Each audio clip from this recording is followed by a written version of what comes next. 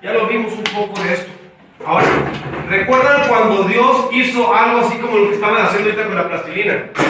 Hizo un mono, lo hizo bien bonito. Ahora, ¿qué hizo sobre él? Aliento, un ruá, dice la palabra en hebreo eso. Un ruá, aliento de vida, sopló sobre él y dio vida al ser humano. Cuando nace otro movimiento que una creación de Dios, ¿Dios creó al hombre? ¿Sí o no? Ok. Dios es el coordinador, dice, arquitecto y diseñador de la iglesia. Para empezar la iglesia, ¿qué tuvo que venir en Hechos capítulo 2? Un viento otra vez. Increíble, ¿verdad? Para iniciar con el hombre hubo viento, y para iniciar con la iglesia, la novia, tuvo que volver a soplar otro viento. Curioso, ¿verdad? Como Génesis empieza nuevamente también en Hechos. Por eso es un nuevo comienzo. Ok, hablemos un poco del templo.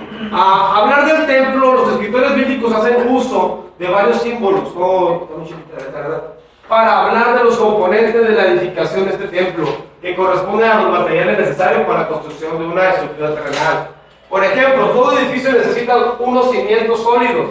Pablo indica, ya lo vimos ahorita, Pablo indica con claridad en Corintios, porque nadie puede poner otro fundamento, una piedra angular, que no está puesto cual sea Jesucristo. Y en Efesios, que lo leímos al comienzo, dice que la iglesia está edificada sobre el fundamento de los apóstoles y los profetas.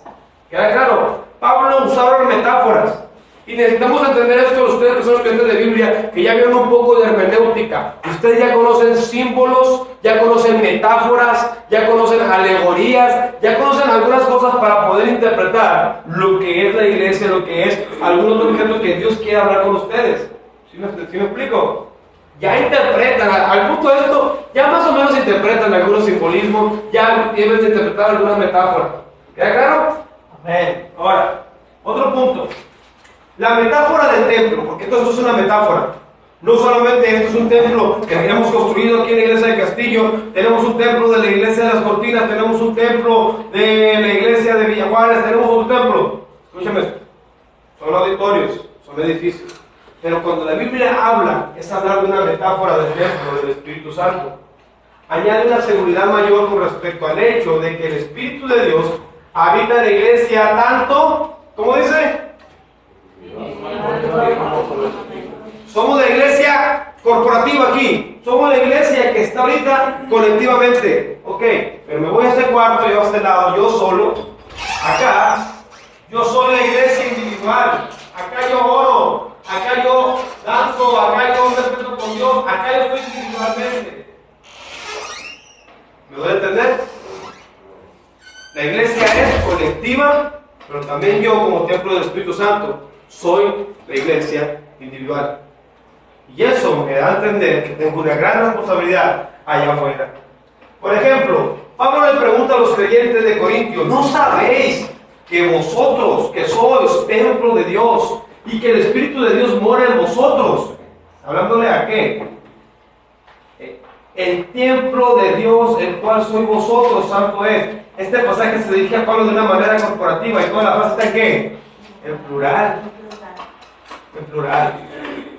Pero también eso me hace también entender que el templo del Espíritu Santo que mora en mí, también me hace entender que yo tengo, que soy parte del cuerpo de Cristo, que yo soy colectivamente o individualmente, donde quiera que vaya, soy la iglesia.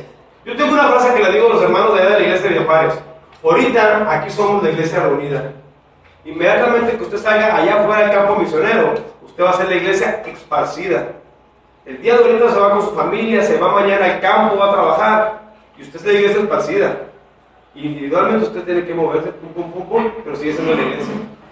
Somos la iglesia reunida, sales al campo misionero, que es totalmente lo que está allá, es la iglesia esparcida.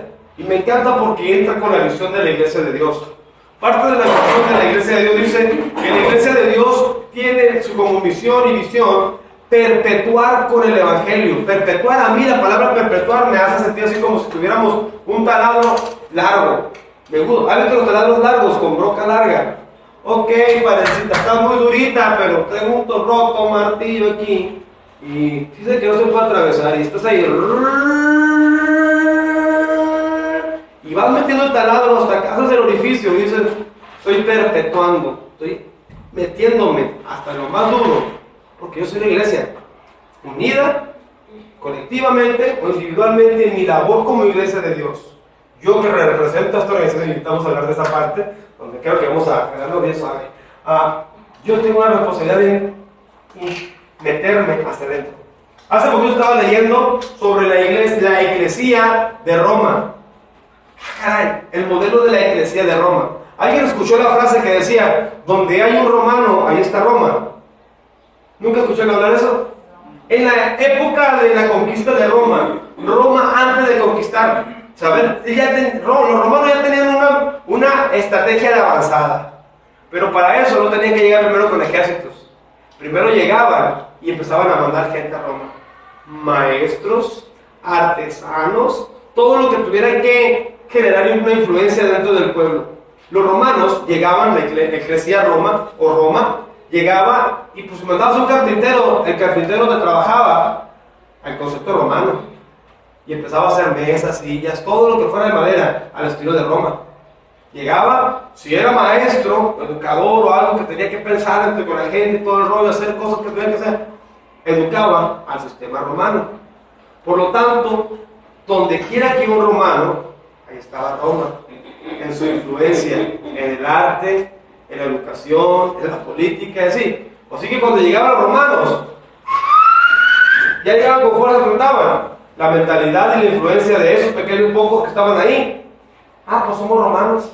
Pues teníamos mesa romana, ya teníamos estos hermanos. ¿Y me explico?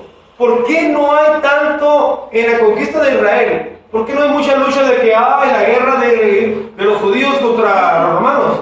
Porque la influencia romana ya estaba dentro de Israel por mucho tiempo. Y esto nos va a enseñar mucho a nosotros. Usted va como iglesia individualmente y usted lleva mentalidad de algo que vamos a ver ahorita, que es el principio del reino. Usted es el reino. Y usted donde quiera que va, la gente primero debe ver. Hay un problema o dificultad, vamos con la que tiene influencia con el reino.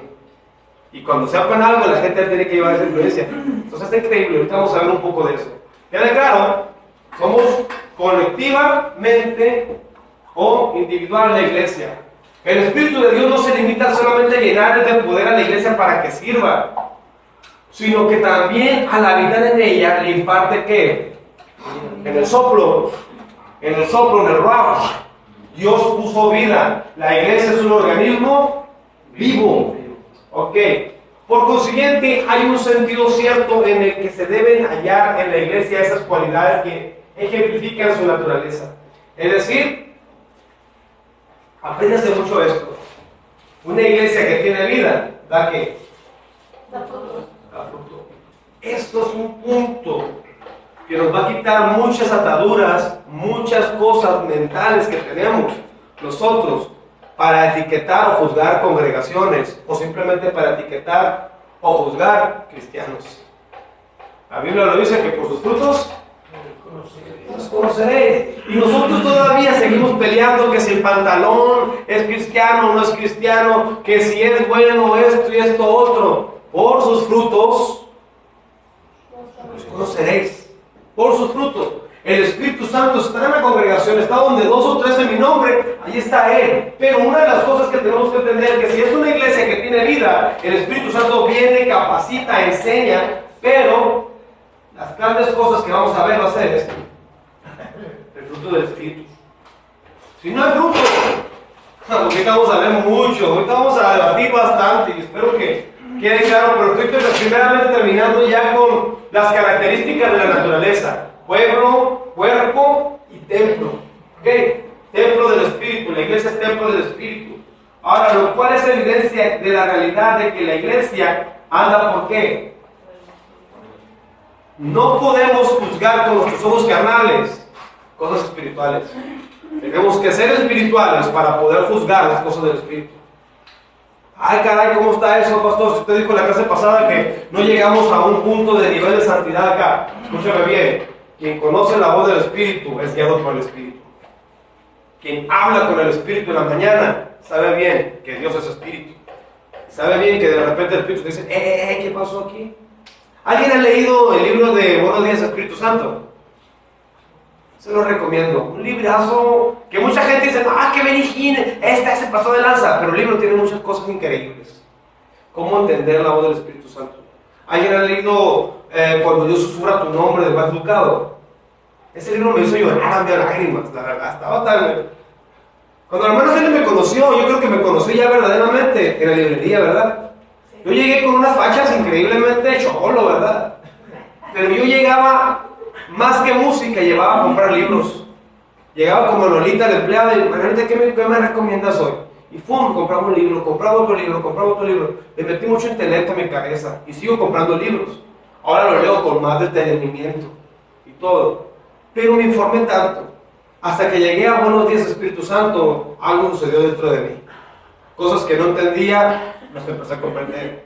Cuando entendí, cuando Dios susurra tu nombre, a través de las pruebas, las dificultades, dice, estoy contigo. Un detonante increíble en mi vida. ¿Por qué? Porque yo tengo que aprender como iglesia a andar con el Espíritu. Y algunas veces tengo que interpretar cuando una persona llega, brother, te quiero dar un consejo. Mira, ¿sabes qué? Pasa esto, otro, y posiblemente pueda hacer esto. Al final de cuentas es un consejo, tómalo, déjalo. Y me quedo, gracias Espíritu Santo por usar el hermano. También detecto los que vienen conmigo con machete y todo el rollo. Es que andas con el pastor, no, que esto, otro, y que acá, y todo. Quieto, veneno. ¿Sí me explico? Porque aprendemos a hacer ese templo del Espíritu o la iglesia que camina en base al Espíritu de Dios. ¿Queda claro? El cristiano, y esto lo predico muchas veces con los chamacos, el cristiano está hecho para lo sobrenatural. Si usted no ha aprendido lo sobrenatural de Dios, hay un pequeño detalle y un problema. Pero aquí está fácil, miren. ¿Cuántos de los que están aquí han recibido un milagro a través de la oración? ¿Verdad que eso es sobrenatural? Eso es sobrenatural. El ser humano vive en esta línea de tiempo, en lo natural. El cristiano vive sobre lo natural. Algunas veces el paracetamol nos va a ayudar. Algunas veces la neomelurina nos va a ayudar. Pero algunas veces la oración va a detonar esto acá arriba. Podemos ver endemoniados, podemos ver gente siendo libre, que este mundo no lo entiende, pero nosotros ya lo entendemos. Podemos escuchar voces en nuestro corazón que nos guían, que este mundo no lo entiende, no lo comprende. Esa es la iglesia que anda en el Espíritu. Vive sobre lo natural. Simplemente el hecho de creer que usted tiene una salvación por fe, eso está acá. El mundo no lo entiende, Jesús lo dijo, ellos no lo van a comprender, no lo van a entender. En el mundo tendré esa aflicción por causa de mí, no lo entiende porque nosotros vivimos sobre lo natural y deberíamos de ejercitar siempre esto. No solamente en los dones del Espíritu, de eso que nomás que nos subió a tocar la alabanza y no se va a tocar. El Espíritu Santo yo he visto muchos muchachos en iglesias que he estado que sin saber un do, re, mi, fa, sol, les he enseñado alabanza y se han hecho buenos músicos y sé que el Espíritu Santo los ha dotado. Pero también he visto predicadores que han salido. ¿Alguien conoce a Víctor Mesa? El líder de caballeros de aquí. Cuando el Víctor llegó aquí a la iglesia, a mí me tocó discipularlo, a mí me tocó estar con él, vamos a hablar a las 5 de la mañana, y aquí estábamos. Empecé a enseñarlo, el Víctor estaba aferrado, quiero madre, no quiero. Venga, pues vamos a hacer. Y de repente, vamos a poner líderes jóvenes en la iglesia, y todo el mundo de la mirada en Castillo era Obed Vega.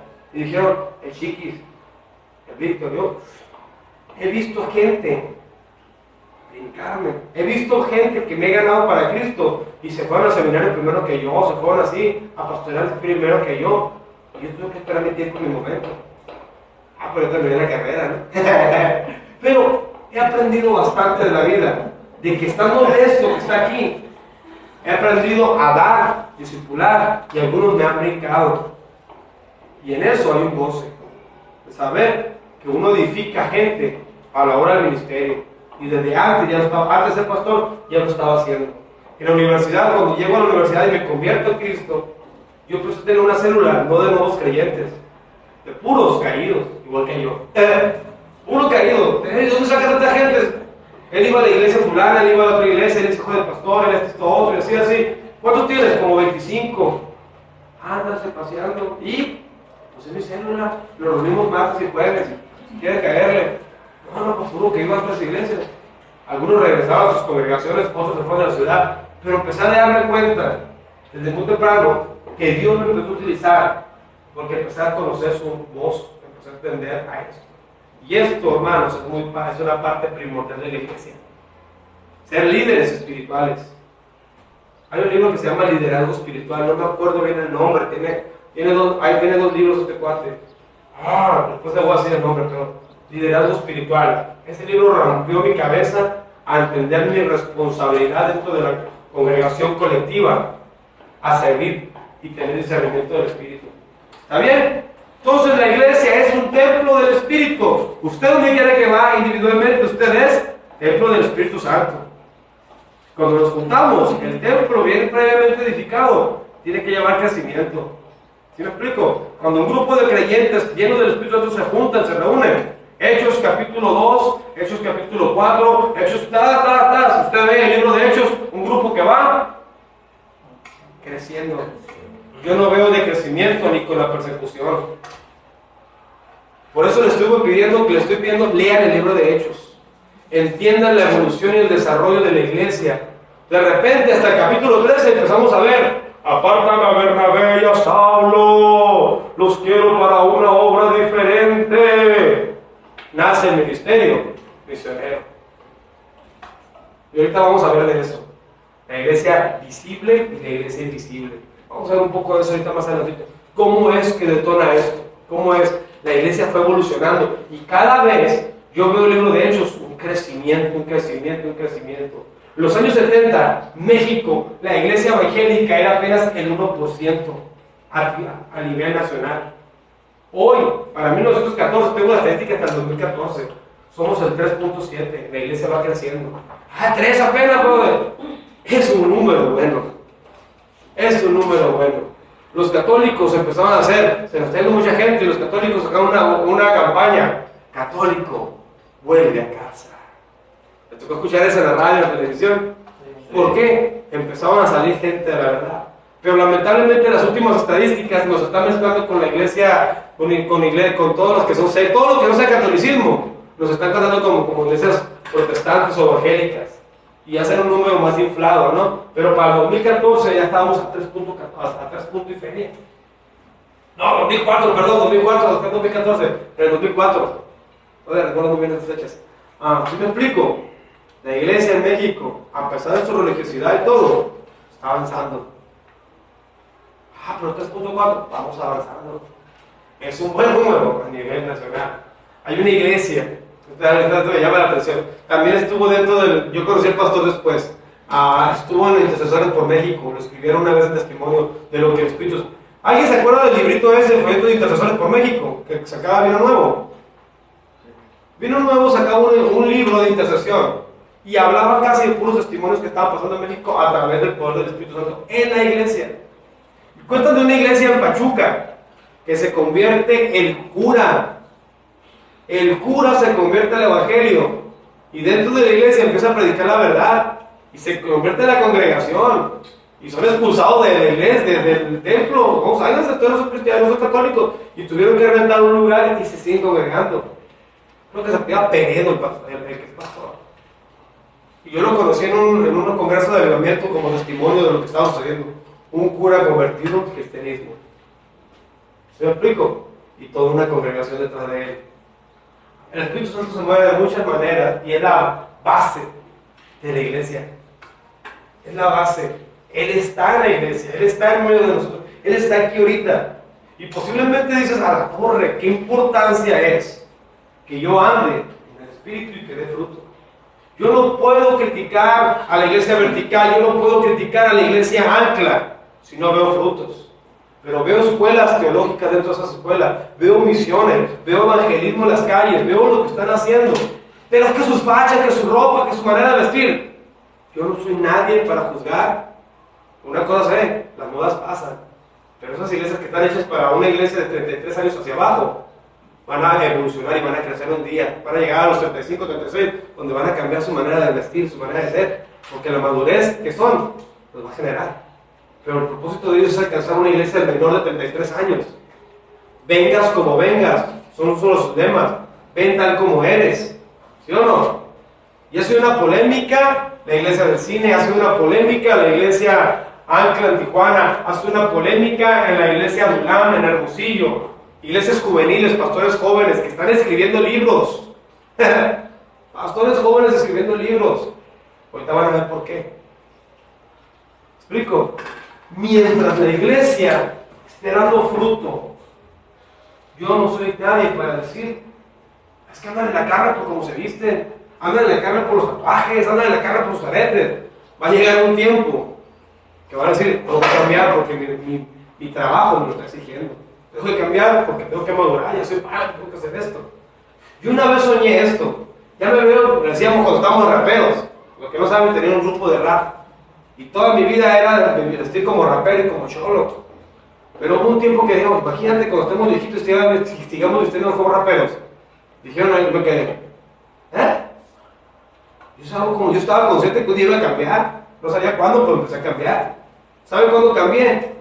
Cuando estaba en Culiacán, me dieron 8 jóvenes para pastorear. 8 jóvenes, era mi grupo, mi departamento juvenil, 8 jóvenes. Esos 8 jóvenes en menos de un año se hicieron 40. Los chavitos empezaron a crecer y se usaron una cosa.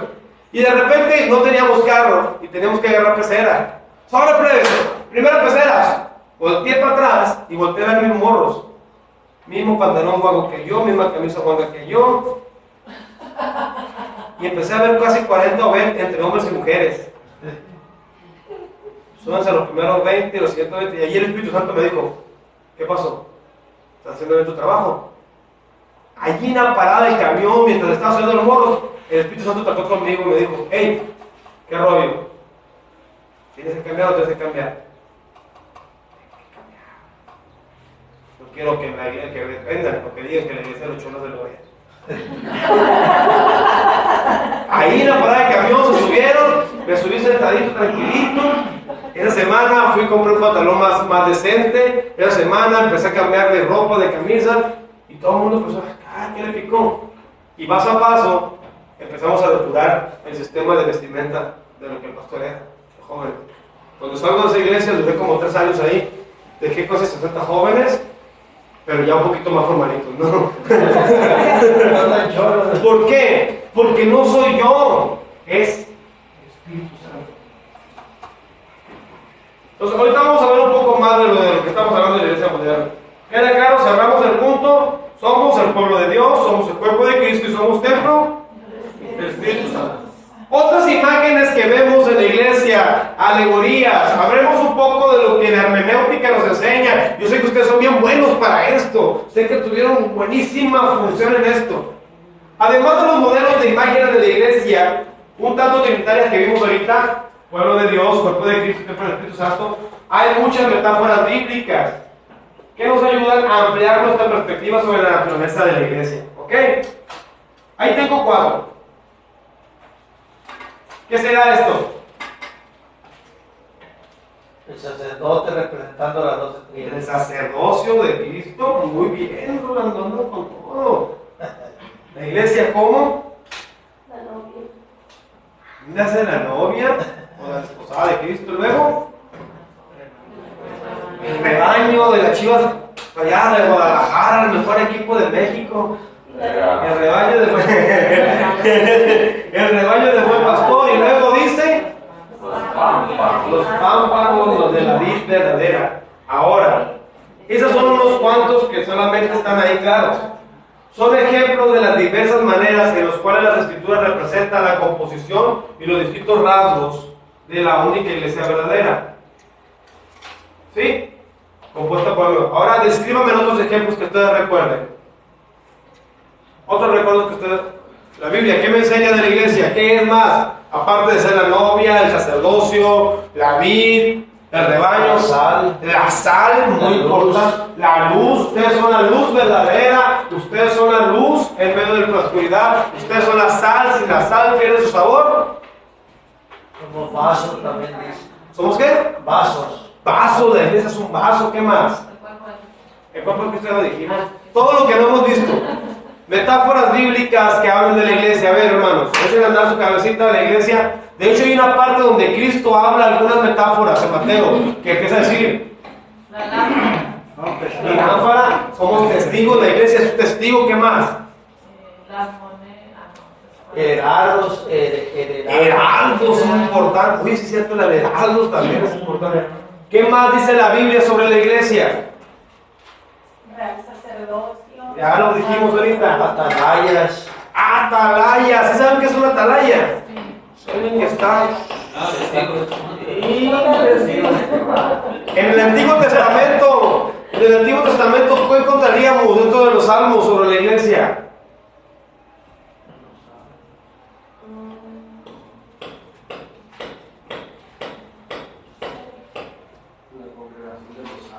La congregación de los santos, exactamente. ¿Qué más? En los salmos encontramos tanta riqueza. El que habita abajo las alas del Altísimo, también eso. ¿Qué más? La moradora de Sión. ¿Qué más? Ciertamente volverán los que, los redimidos de Jehová. ¿Qué más? El pueblo de Dios. El pueblo ya lo vimos. Ocupamos bastante Biblia, hermanos, para entender y comprender qué somos. Jesús habló y empezó a hablar pequeñas metáforas sobre el reino de los cielos, porque la iglesia también representa el reino de los cielos y te lo vamos a ver. El reino de los cielos es como una perla preciosa. La red, somos también como la red. Y empieza a hablar en metáforas. ¿Por qué? Porque Dios así habla de una manera creativa, increíblemente creativa, para poder hacer entender que Dios es diverso. Pero usted tiene que aprender eso, la diversidad que hay. Ahorita vamos a ver un poquito de eso también. ¿Queda claro? Entonces, hay muchos ejemplos bíblicos que hablan o hacen referencia a través de metáforas, símbolos, alegorías, y algunas veces también literal, de lo que es la iglesia.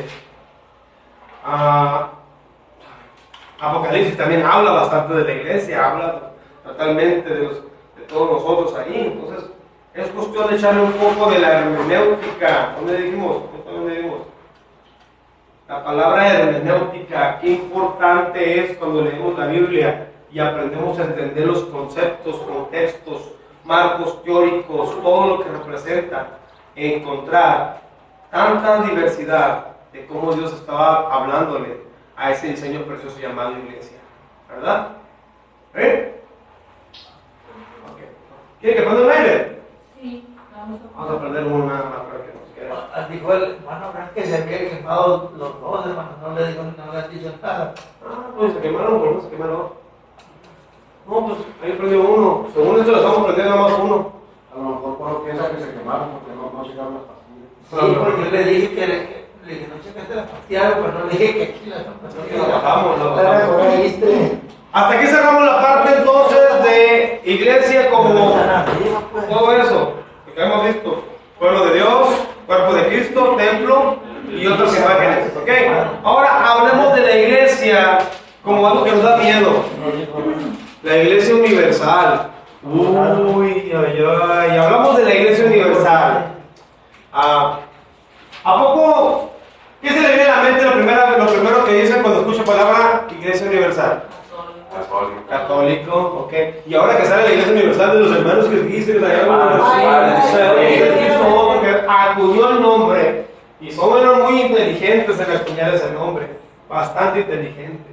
Hablar de la iglesia universal en el Nuevo Testamento hace referencia numerosas veces a la iglesia universal.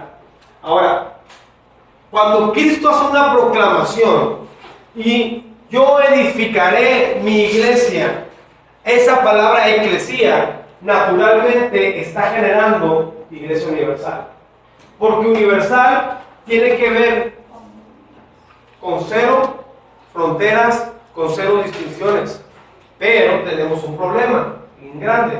Saber que es la iglesia universal de Cristo es saber también lo que dice Efesios 5:25 cuando habla de la alegoría de la novia. Mujeres, amad a vuestros maridos, así como Cristo amó a la iglesia y se entregó por ella. Guácatelas. Varones, ahí está una pequeña grasita chiquita que recuerda eso. Amarla, la amó y se entregó por ella. Es hablar que Dios no tuvo distinción de género, de institución, de logotipo, ni nada. Pero el problema comienza con nosotros. Déjenme hablar un poco del concepto de iglesia universal.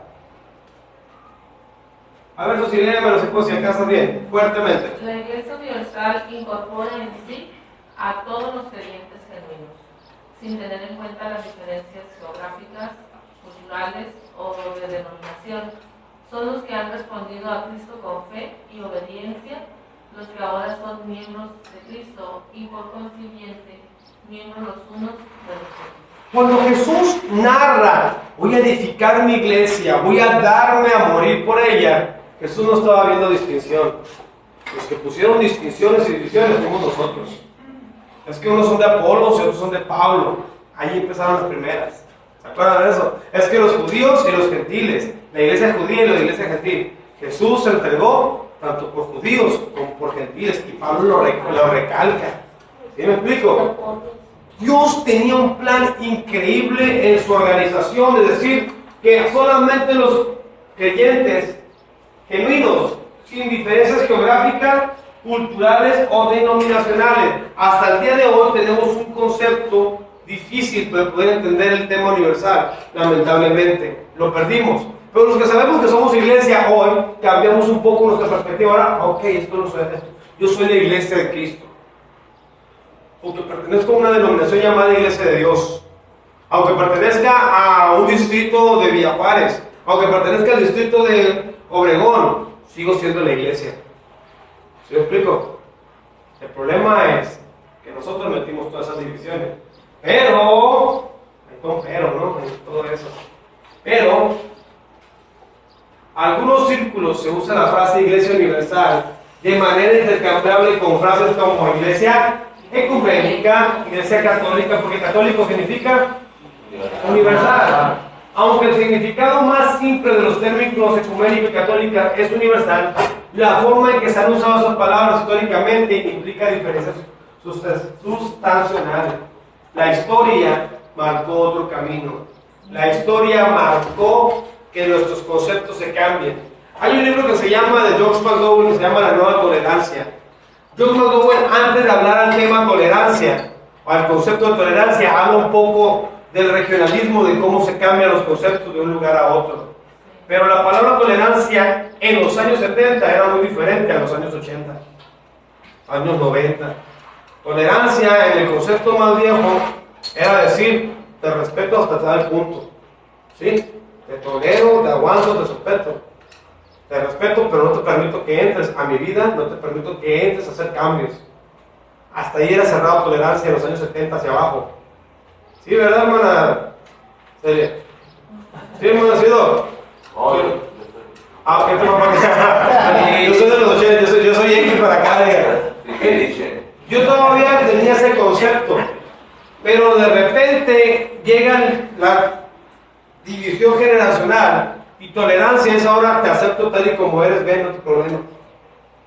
En su libro llamado La Visión de David Wilkerson, increíble libro, escrito en los años 70, Wilkerson decía en sus frases lo que iba a pasar a través de los medios de comunicación.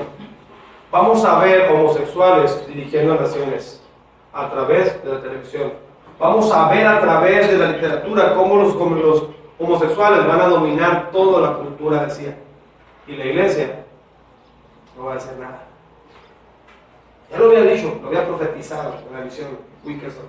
Y entonces viene la transferencia generacional del modernismo a posmodernismo que estamos viviendo.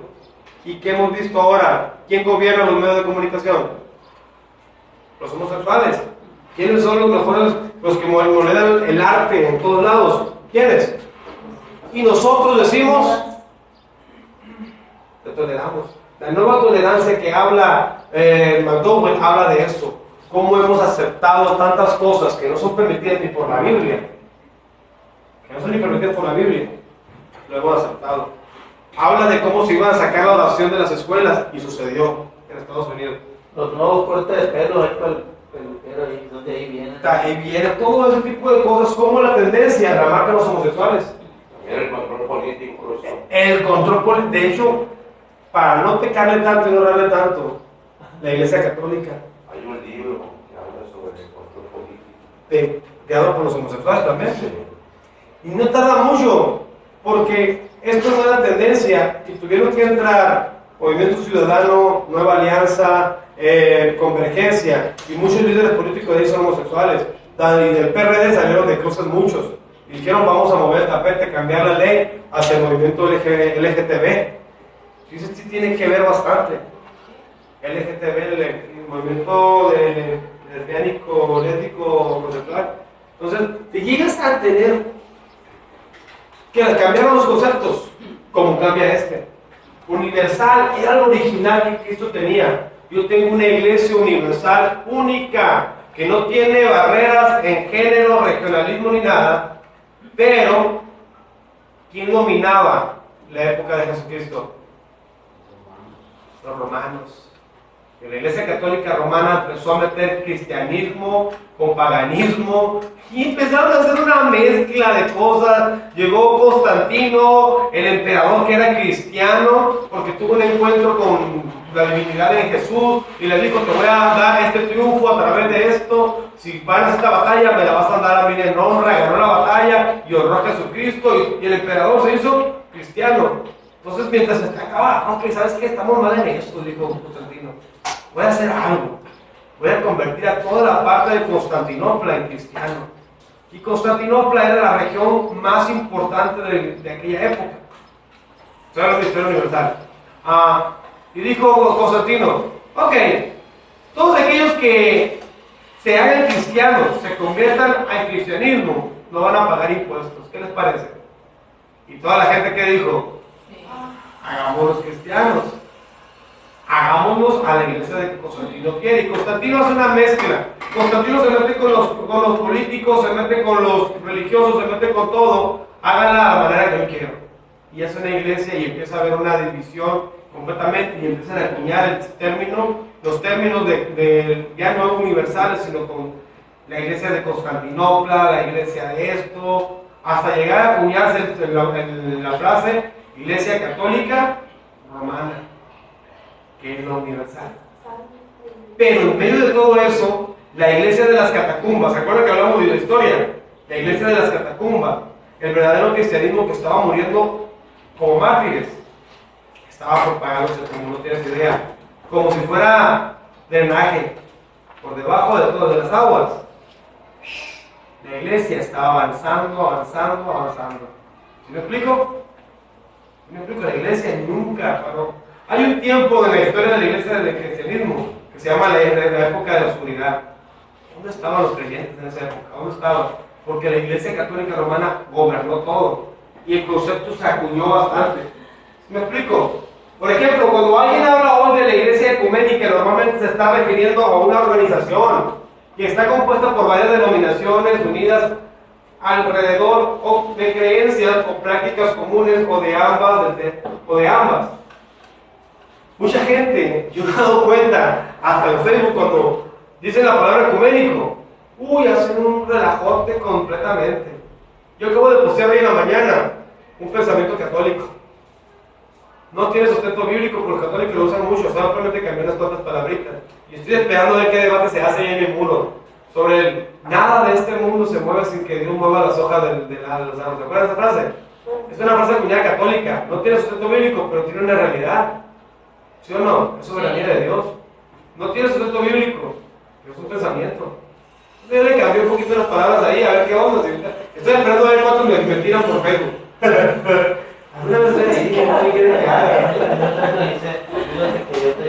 ¿No va a picar la cresta? Vamos a picar la cresta, a ver qué piensan. Y sale mucha gente ahí. Y cuando hablo de la palabra ecuménica, mucha gente está peleando con la palabra ecuménica. Marco Witt, ecumenismo.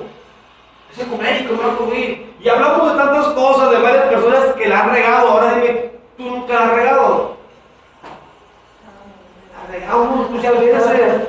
Y hacemos un concepto. Es que Marco Witt es ecuménico. Oye, hermano, ¿Se arrepienta?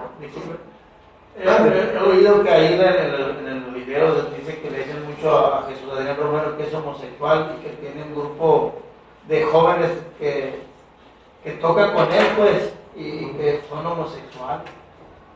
le tiran muy duro, pero sabe que Es que la tendencia que maneja o la onda hipster de hoy en día genera mucha controversia en la manera de vestir. Yo no puedo decir que es homosexual hasta ver lo que le vean, que se ve con otro hombro, que están agarrados de la mano. Pero algunas veces, como decimos, no, lo que se ve no se juzga, ¿no?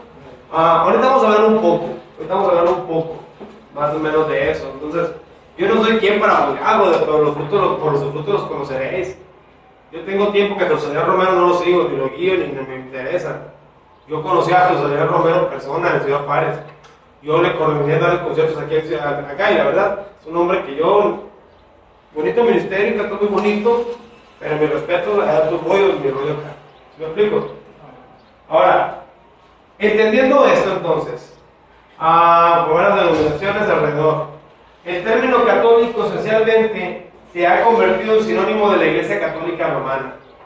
Ahora te hago esta pregunta, yo también me la he hecho muchas veces, y creo que está mal escrita. ¿Habrá salvos en la Iglesia Católica Romana? Sí, sí hay. Perfecto. ¿Por qué? Sí hay. A mí me ha tocado interactuar con amigos, conocidos, y en muchos de ellos se iniciaron en el grupo de renovación de la Iglesia Católica. No más en ese tiempo decir, no más te falta que toda tu atención esté en Cristo y que dejes a María en paz, pero como que ya la empezaban María es una bendita, pero ya no era tanto, te voy a pedir a ti, sino a Cristo. Y así Otra persona que me diga por qué. Prefiero. He tenido conversaciones con personas así que pertenecen a la Iglesia Católica y de igual manera se han expresado sobre la idolatría como algo que no es agradable ante Dios, e incluso en algunas de sus casas no las tienen. Interesante eso, bueno. los ¿Qué más? frutos también, los frutos también, pues no nomás de que haya, no es tanto la idolatría que dicen, sino son mucho mejores en algunos de nuestra congregación. No, hasta que la pongo para arriba, hay alguna gente que yo creo, porque la Biblia dice que de todo pueblo, de todo lugar, le dijeron santo, santo que reina en el Apocalipsis, ¿no? Yo sí tengo algunas creencias de que hay gente que va a ser salva. Sí. No tengo muchas dudas. Al final de cuentas, te voy a decir por qué.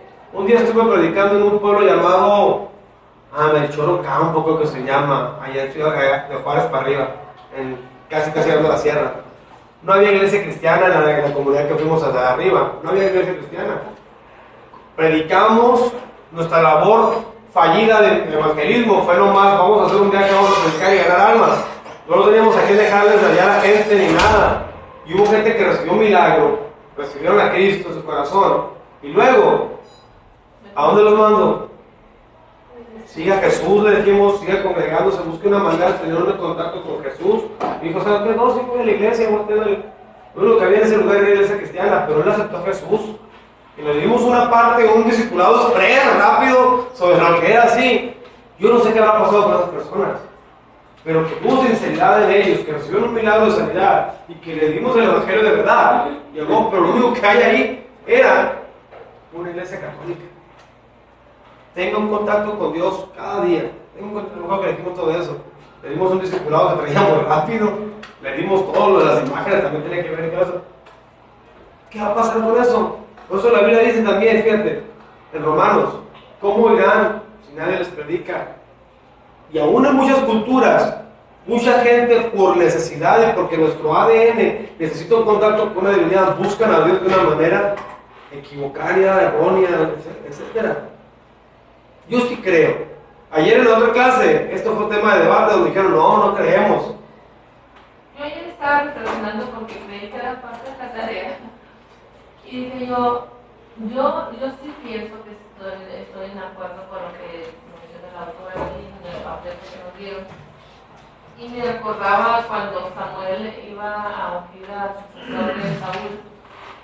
Él se dejó ver por lo que sus ojos naturales podían ver percibir, pero lo que el Espíritu de Dios mira en el corazón del hombre es muy diferente. Entonces puede haber una tipo semejanza en ello, de que aunque nosotros veamos en ellos la dominación aquí en su frente, su corazón Dios lo está mirando.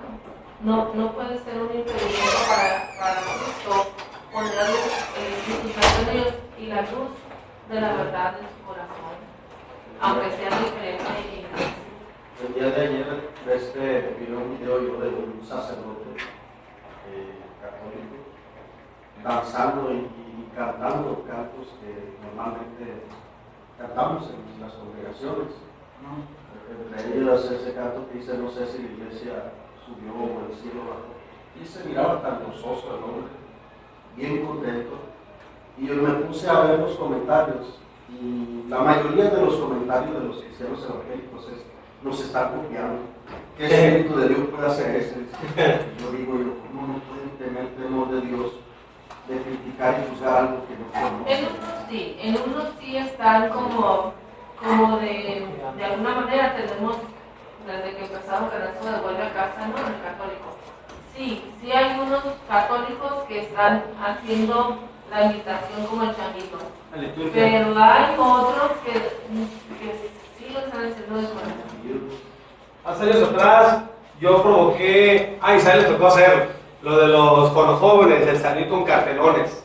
Teníamos tiempo que nuestros jóvenes no experimentaban salir a evangelizar a través de arte, cartelones, abrazos y todo tipo de cosas. Y ustedes salieron en televisión, ¿no? De televisión la tía me acordé. Entonces sacamos a nuestros jóvenes a las calles a proclamar a Jesús a través de cartelones. Algunas cosas tan sencillas como Jesús te ama, Dios es amor, pita si crees en Dios, y todo ese tipo. Y promulgamos eso en las colonias, en varios lugares, hicieron hasta desfiles con todo eso. Y al tiempito, hacía 2 meses, los católicos tomaron a la una de la iglesia. Esa es el primero. Entre los cartelones pusimos un cartelón que decía, al inicio pusimos 4, porque los dividimos de manera estratégica, era un crucero.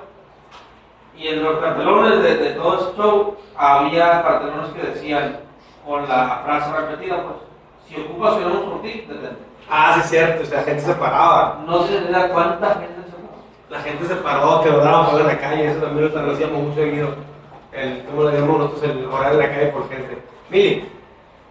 Respecto a lo de la pregunta, ¿no? Que si habrá salvos en la Iglesia Católica Universal, sí hay gente que cree en una forma diferente, ¿no? En lo que es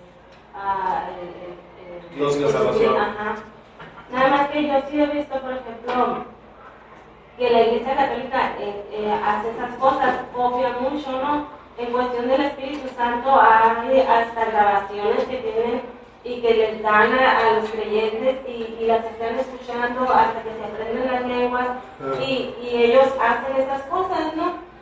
Yo tengo un tío que él dirigió un grupo de católicos renovados y dice que es un gancho, porque él ahora es cristiano, ¿no?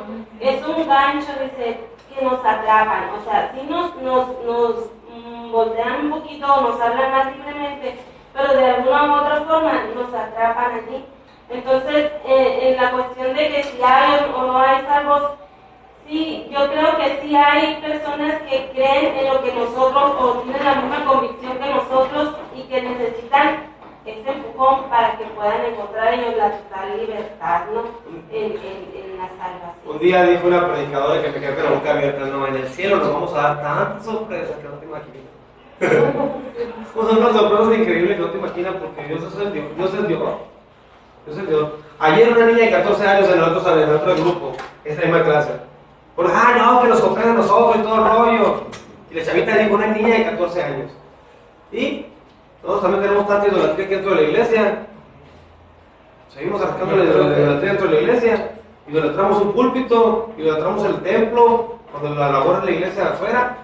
Y nos quedamos así todo el mundo. Una niña de 14 años que está en el salón de nosotros llevando la clase. Cállate la boca, dijimos. Yo creo que ahí se cumple la palabra donde dice que Dios mira el corazón, hermano, y no la apariencia. Entonces a Dios no puede ser burlado, pues. Los frutos lo van a decir. Así es. Los frutos lo van a decir. Increíblemente, ¿dónde quedó? Órale. Yo no entiendo, pero el Espíritu Santo de una manera increíble. Porque a mí me tocó ver católicos que, como dicen, ya no me le falta Cristo, pero me tocó ver cristianos que hijo. Les hace falta Cristo, ¿no? Todos, hombre. Mejor no voy con los católicos. Yo tengo pacientes, se me viene a la mente una señora que de vez en cuando va a la consulta, ¿verdad? Y platica conmigo por problemas de depresión por la edad. Y el caso es que ella servía en la iglesia católica, sí, pero ya la sacaron allí y su esposo es de esos metidos junto con un hermano que tengo yo de sangre. Entonces yo le platico a ella, le ministro una consulta, platicamos muy abiertamente que Dios y para allá. Y ella dice, es que doctor, lo que usted dice es verdad, me dice. Yo no sé por qué la iglesia católica dice eso. Y mi esposo y su hermano están cerrados. No creen en el Espíritu Santo, no le dan libertad al Espíritu Santo. Entonces, ¿qué hacen? A ella, como tiene otra tradición, como conoció la verdad, como tiene las escrituras, la hacen a un lado. O sea, es todo un sistema de mafias al cual el líder da una mala información. Ahora, yo tengo una pregunta. Ese líder, ese sacerdote, si está ministrando, está asesorando, está instruyendo a un pueblo, pero ese pueblo no tiene conocimiento por lo que tú quieras, porque no lee o porque es analfabeta, ¿cuál va a ser la situación de ese pueblo? Yo veo también la misericordia de Dios. Sí, la misericordia, ok, perfecto. ¿Usted está de acuerdo con el sermón dominical 100% de lo que es el pastor de comienzo a fin? No. ¿Por qué? Porque sé cosas que no son... Y conoceré la verdad. No, la verdad, sí. Mi pueblo pereció por falta de conocimiento. Ok. Fue llevado Ustedes no vienen a estar aquí para hacerlos contra enemigos del pastor. No, Cuando salgan aquí, vienen a ser pilares de apoyo para reforzar algunos lugares de cosas de la iglesia, teología, doctrina, lo que sea. Ahora, yo desde hace mucho, yo siempre fui aquí como miembro incómodo, ¿verdad, Mili? Siempre, ¿por qué? ¿Por qué tengo que hacer lo mismo siempre? ¿Por qué? Yo siempre estaba en contra de, levántense, párense, levántense. Hacíamos gimnasia cristiana nosotros aquí en la iglesia. En la época que yo conozco la iglesia era, párense para leer la Biblia, siéntense para leer la Biblia, párense ahora, así todo, para todo era un paradero, y hacemos gimnasia cristiana. Entonces, siempre en mi cabeza, yo no sé por qué Dios a mí me puso esa incomodidad. Pero hasta el día de hoy Dios me ha respaldado y nunca me ha dejado. Nunca me ha dejado. A pesar de que mis codos y como estoy piratita me derraga, Dios me respalda. Pero, entiéndanme una cosa. Yo empecé a documentarme mucho. Hasta cuestioné un día a Dios, ¿por qué tenemos que pasar al frente para aceptar a Cristo? ¿De dónde sacamos esa onda? Y empecé a buscarle, ¿dónde es el primer llamado? Y me encontré con Wesley, la historia de Wesley, un abogado, tenía que hacer un contrato verbal. Pues, a Wesley le funcionó. El perfil de su profesión. Exactamente. Entonces, ¿cómo fue que María Atkinson, después que estuve en el seminario y conocí la historia de María Atkinson de viva voz de personas que la conocieron? No, pues ella llegó como enfermera y como educadora. Claro, ¿quién no le dice, enfermera, ayúdeme? Maestra, le puedo dar a mi hijo y me gano su hijo, me gano. La mujer fue con el perfil y todo el rollo. Ahora, ¿quién tiene la culpa aquí o qué onda? El sacerdote puede estar equivocado, pero siempre va a haber un pueblo que esté fiel, que encuentre la verdad. ¿Cuál era el problema de la reforma? No podemos darle la Biblia a toda la gente porque se entera que lo que estamos haciendo es antibíblico. No va a ir mal. Y Lutero dijo, no, la verdad no se papa. La palabra de Dios es lo que va a darle la libertad a la gente y estamos mal. Adelante. En la Biblia no encontramos de hecho una declaración de aceptación de Cristo. Hay una parecida que dice, confiesen sus pecados y serán salvos. Y la palabra confesar dice proclamar, soltar, tiene que ver con eso en el original. Confiesen. Cuando Pedro le dice, confiesen sus pecados y arrepiéntanse, habla, y la gente hemos entendido que es proclamarlo, soltarlo. Entonces, de ahí nos basan, cuando agarras lo original griego, de lo que dice ahí es confesarlo. Pero no dice, y en una versión dice pública. No hay una aceptación, o sea, verbal. La oración del fiel. Exacto. La oración del el contrato, Señor Jesús, en esta hora yo te pido. No hay. Pero como Wesley era una de las personas, era abogado.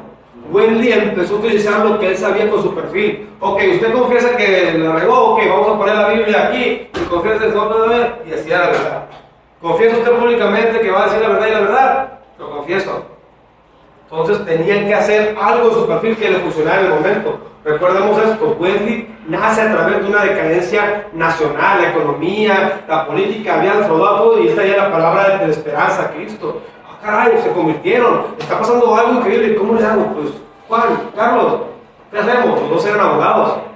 Sacó una estrategia política para confirmar a los llamados y a los que aceptaban a Cristo. ¿Se me explico? Yo me acuerdo que antes en la iglesia platicábamos de ¿cuántos aceptaban a Cristo para el Señor Jesucristo? Y hacíamos una membresía y todo ese rollo, carta y todo el asunto. Hacíamos. Pero eso no es bíblico tampoco. De hecho, ser miembro no es bíblico, es hacer discípulos. ¿Me explico? Entonces, no hay, pero funcionó en su momento. Me puse también, ¿quién inventó los púlpitos? ¿Por qué llamamos tanto un pedacito de púlpito que tiene que ser de cristal, que tiene que ser de madera? Y hay dos lugares del templo donde no aceptan que muevas el púlpito, que lo quites.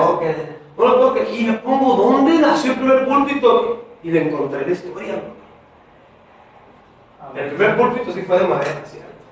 En el que habla Jesús en la barca. ¿Cómo son las puntas de las barcas? La proa, que él podía estar agarrado desde enfrente cuando le está hablando desde el mar, desde la lancha, lo sube y empieza a predicarle. Se me dice que sí fue el primer púlpito.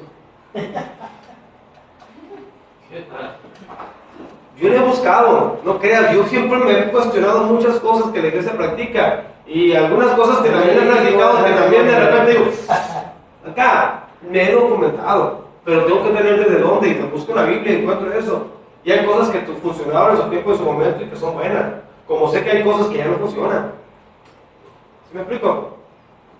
Yo a lo que me refería es, podría haber personas que no hacen una declaración de fe. Ah, sí, claro. Pero depositaron su confianza en Jesús. Solas. Sí, Ya. exacto. Y incluso obtuvieron cambios en su vida personales por una relación precisamente con Jesús, sin haber hecho una Confesión pública. Sucede con todo tipo de personas melancólicas y flemáticas, que no les gusta pasar de frente, que son muy cohibidos. Pero desde aquí yo creo que Dios me puede escuchar. Yo lo digo por mi hijo. Mi hijo nunca ha hecho una declaración de fe. Tiene 14 años. Pero él me habla de la fe en Jesucristo de una manera impresionante. Es más, ¿Qué lo crees? a veces me quedo impresionado yo de lo que dice. Es que yo he decidido creer lo que hablaba en el cartel, porque esa es una palabra profética. Y él dice de la fe. Wow. Pero tiene uno que confesar, tiene uno Es que con Dios, hacerlo. pero es con Dios. No es con los hombres, pues. Realmente, el pasar públicamente, ¿cuánto quiero aceptar a Jesús como Señor? Es solamente una estrategia. Lo puede hacer donde está, donde quiera que esté. Yo tuve que pedir perdón a Dios, no públicamente. Yo lo hice en la sala de la casa. Hermano, se ha visto muchos testimonios en las personas que están en la etapa terminal, que les hablan al oído y la gente dice, ya tiene días que no se muere y le acepta y le habla en el oído y se muere como la cara. Yo he estado en la parte donde ya no, lo único que puedo hacer es mover un ojo. Yo he estado ahí. Porque a mí me ha tocado hablar por personas así. Con mucha gente, pastor, que no son muy de ir a la iglesia, ¿no? Pero yo veo que se levantan, se arrodillan, le dan gracias a Dios y hacen mejores obras y son más rectos que muchos de nosotros. Los frutos dan escondidamente, calladitamente, el Espíritu Santo fluye en ellos. Hay un testimonio de cuando Jesús estaba en la cruz clavado. Uno de ellos creyó, no hizo conversión de fe. Ahí tenemos un testimonio. Simplemente El otro no creyó. Porque él dice, yo soy el camino, la verdad y la vida. Víctor Richard explicaba muchas cosas que el Espíritu Santo estaba haciendo con gente que increíblemente no sabemos qué rollo. Desde monjes tibetanos con un encuentro con Jesús allá, bájate al pueblo y busca a Jesús. Y que el monje baja. ¿Quién es? Baja el monje a los pueblos. Y de repente se encuentra con una imagen, película de Jesús. Jesús, tal hora, por ir a verlo. El monje, con todo su vestimenta, todo se empezó a ver. Y aparte se convirtió. Nadie le predicó, solamente encontró a Jesús porque algo, una voz interna allá arriba en la montaña, le dijo, ve para allá. ¿Sí? ¿Me explico? Ahora, me atrevo a decir esta frase que posiblemente me vayan a cuchillar y a lo mejor ¿Conocen a Platón? ¿Han escuchado hablar de Platón? El mundo de las ideas. Seguidor de Sócrates. A Sócrates lo matan por inteligente. A Sócrates lo mataron por revolucionario, por inteligente y por controversial. Cómete veneno y muérete. Platón sigue su legado. Pero Platón dice una frase que a mí me impactó hace poquito que estuve leyendo. El Dios que es sobre todo de lo que nosotros conocemos es el Dios verdadero. En tanta búsqueda como filósofo de la sabiduría encontró a Dios, tuvo deslumbre de Dios. Así de fácil. Aunque de repente salen un montón de herejías de Platón también, pero en su búsqueda, necesito encontrar la verdad, quiero, ¿de dónde venimos todos? Ellos tenían el concepto de Platón de los dioses del Olimpo, pero decían, aún arriba de ellos hay una divinidad más grande, que es mucho mayor que lo microscópico que nosotros que conocemos. En su búsqueda por la sabiduría, había deslumbre de la presencia de Dios, porque número uno, el Espíritu Santo trae sabiduría. Aunque no lo conocemos en el Antiguo Testamento, fuera de la historia completa, pues sabemos que Él se movía. Desde el comienzo dice el Espíritu de Dios se movía sobre la faz de la tierra.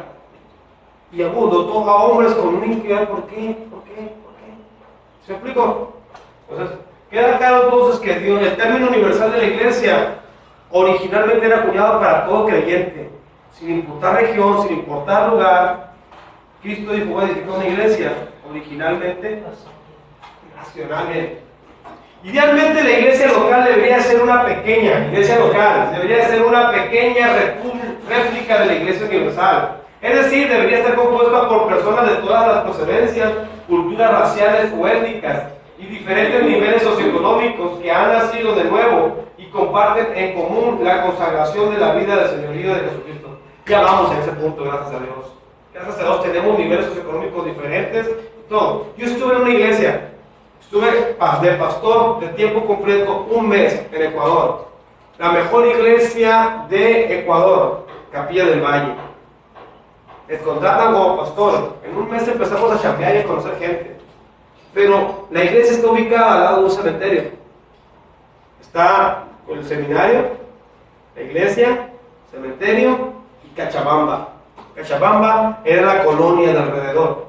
Y me puse con unos hermanos jubilados que tenían intención de evangelizar. Rentamos un local, hicimos un centro de tareas, donde empezamos a trabajar con, todos eran maestros jubilados, todos, vamos a poner para la renta, vamos a buscar patrocinadores, y hubo patrocinadores, rentamos el local y empezamos con las tareas. Y toda la comunidad de Cachabamba estaba peleada con Capilla del Valle. Porque previo al pastor que estábamos, el pastor de nosotros, era un pastor que buscaba solamente gente de dinero. Y que la gente de Cachabamba quería buscar acá y no los dejaban entrar por la manera que eran pobres. Y yo me quedé, caray, ¿cómo? No, es que nosotros hemos ido yendo y nos echaron atrás. ¿Qué? Una iglesia increíble, una tecnología increíble. Y yo me sentía como pasar, la verdad, una iglesia increíble, pero con conceptos de reino muy cruzados. ¿Sí me explico?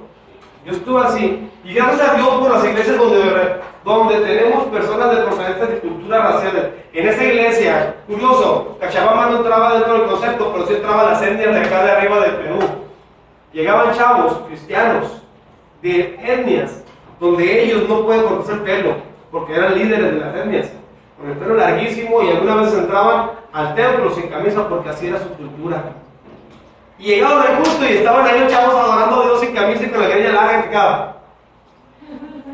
¡Ay, qué chilo, ¿no? O sea, era una iglesia muy... Aparte el seminario ese tenía de gente de Brasil, tenía gente de Colombia, de Argentina, de Uruguay, y de repente le hablaban a Dios de una manera, y otros a Dios, y era algo medio tipo cielo, pero con una mentalidad del reino que se olvidaban de los pobres de la... Y empezamos a trabajar ahí ese mes. Me acuerdo que luego los 10 días ya estábamos haciendo evangelismo con esa escuela. ¿Sí me explico entonces qué es el término universal? Universal no tiene divisiones. El corazón de Dios, edificaré mi iglesia, es ser una iglesia sin estas barreras de procedencia, de culturas raciales, étnicas o de diferentes niveles socioeconómicos, que han nacido de nuevo y comparten en común la consagración de la vida del Señor Jesucristo. Eso es universal realmente, no es la iglesia católica. Ahora hablamos de la iglesia visible e invisible. Este término no está en la Biblia, no aparece en la Biblia, pero los estudiosos de la Biblia nos han enseñado esta distinción. Esta distinción apareció en la literatura cristiana muy pronto con Agustín de Hipona. Creo que si vieron teología, tuvieron que haber visto alguno de los padres de la filosofía y de la teología. San Agustín fue uno de los primeros teólogos. Ese teólogo ha sido para todo. San Agustín, los pensamientos, confesiones de San Agustín, una vida plena, todo ese tipo. San Agustín escribe y habla sobre la iglesia, sobre el cristianismo. Y se encuentra con frecuencia también los escritos de ¿quién? De Lutero y Calvino. Esos hombres sabían lo que hablaban, sabían lo que respetaban y conocían las escrituras. La diferencia entre iglesia visible y la iglesia invisible tiene que ver de la etimología. ¿Por qué empezamos este curso hablando de etimología, eclesiología, encaada, en edad? Tenemos que saber las raíces del pensamiento de lo que dice esa palabra para poder conocer los conceptos. Por eso es bueno leer la Biblia en diferentes traducciones para conocer, esta versión me dice una manera, esta versión me dice otra manera. ¿Sí? ¿De acuerdo? Ahora, la palabra eclesiola, que maneja la Biblia también para entender una iglesia invisible, que está dentro de la iglesia, que está la palabra visible. Yo edificaré mi iglesia. Jesús dice, voy a hacer una iglesia que todo el mundo se dé cuenta que tengo una iglesia. Pero dentro de la iglesia está la eclesiola.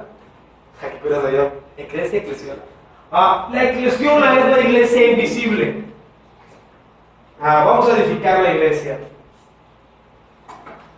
Invisible. Eclesiola. Esto indica sencillamente que la iglesia es invisible porque es esencialmente espiritual en su naturaleza. Escúchame bien. Es invisible porque es ¿qué? Espiritual. Lo espiritual no se mira, pero después se da a notar. Escúchame bien. Eclesiola tiene que ver con la naturaleza espiritual, de ella. Los creyentes son unidos invisiblemente a Cristo por el Espíritu Santo. Los ojos naturales no pueden discernir las bendiciones de la salvación. ¿Usted ya vio su corona que tiene preparada en el cielo? ¿Usted ya vio la Nueva Jerusalén?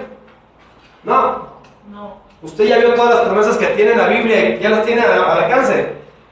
Pero por fe estamos teniéndolas, estamos obteniéndolas, estamos luchando por ella.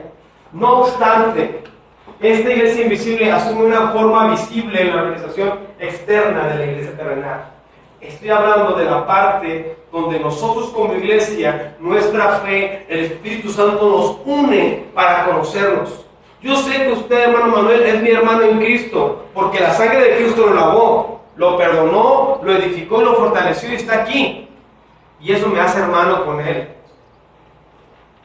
No hay un acta, ¿verdad?, escrita de que somos hermanos en Cristo.